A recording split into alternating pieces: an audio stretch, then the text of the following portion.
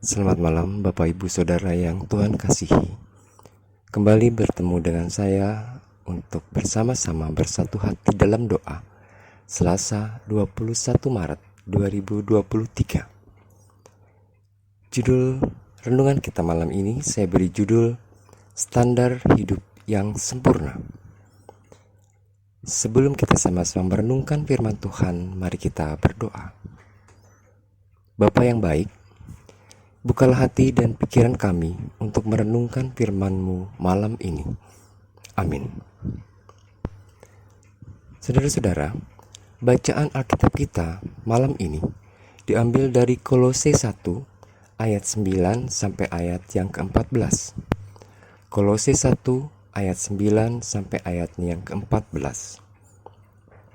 Sebab itu, sejak waktu kami mendengarnya, kami tiada berhenti-henti berdoa untuk kamu.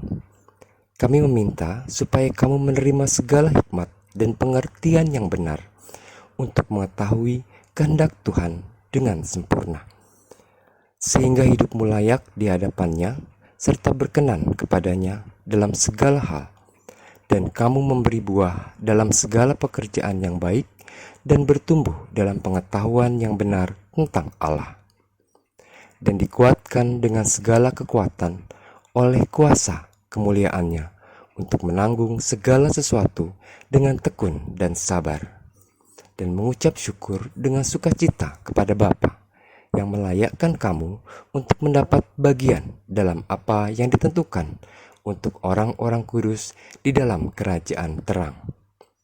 Ia telah melepaskan kita dari kuasa kegelapan dan memindahkan kita ke dalam kerajaan anaknya yang kekasih.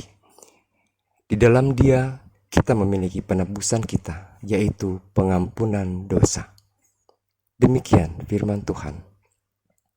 Saudara-saudara, setiap orang tentu memiliki standar hidup yang tidak sama antara satu dengan yang lain.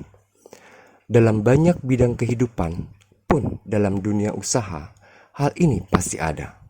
Bahkan saat kita memilih makanan apa yang akan kita makan, buah-buahan apa yang akan kita beli, standar yang berkaitan dengan kualitas tentu kita buat. Tujuannya bukan lain, yaitu agar hidup kita sehat dan semua berjalan baik. Jika kita memiliki standar hidup, Tuhan juga punya. Hal ini tercermin dalam bacaan kita malam ini. Dalam doanya, Paulus mengisyaratkan hal itu. Doa Paulus memperlihatkan kepada kita bagaimana seharusnya hidup menurut standar Allah. Yang pertama, layak. Layak di hadapannya dalam segala hal. Keseluruhan hidup seseorang Kristen tentunya haruslah layak di hadapan Tuhan. Kita tidak boleh hidup sesuka hati. Kita tidak boleh hidup semau kita sendiri. Kedua, kita memberi buah. Hidup seharusnya memberi buah. Itu berarti ada karya yang dirasakan oleh orang di sekitar kita. Tukang sayur pun dapat memberi buah ketika ia melayani pelanggannya dengan harga wajar. Hidup yang berbuah adalah tujuan hidup kita, sehingga setiap orang merasakan bagaimana buah yang kita berikan dalam kehidupan ini. Yang ketiga, Paulus ingin agar kita dapat menanggung segala sesuatunya dengan tekun dan sabar. Kehidupan kita tentu ada banyak hal, baik itu pergumulan dan permasalahan. Namun, kita diharapkan untuk dapat menanggung semuanya itu dengan tekun dan sabar. Namun, pada nyatanya, tidak setiap orang Kristen itu bisa melakukan hal itu. Namun, inilah standar yang Allah berikan. Setiap orang Kristen tidak lepas dari penderitaan sebagaimana hidup kekristenan. Misalnya, ketika kita mengerjakan tugas, kita sesuai dengan nilai-nilai Kristen. Apakah bisa? Namun inilah yang harus kita terapkan.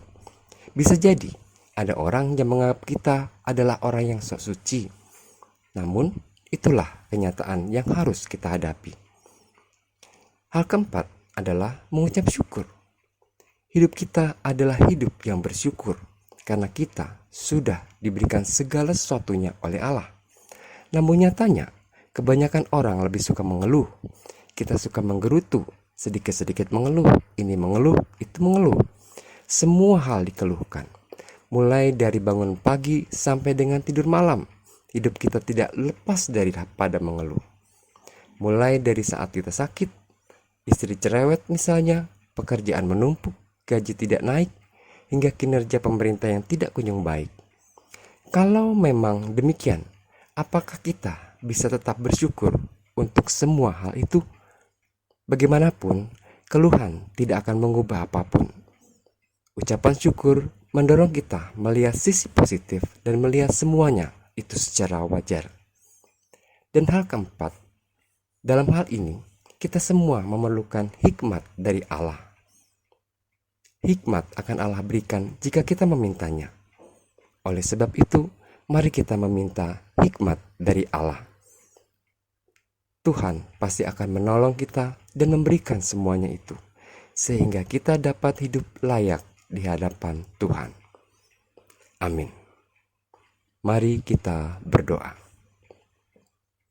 Tuhan, mampukan kami agar dapat memiliki standar kehidupan sebagaimana yang Engkau inginkan. Meskipun tidak mudah, namun kami percaya bahwa Engkau pasti menolong kami untuk dapat memenuhi kualitas iman seperti kehendak-Mu. Dalam kasih-Mu yang akan terus menyertai tidur kami sepanjang malam ini. Amin.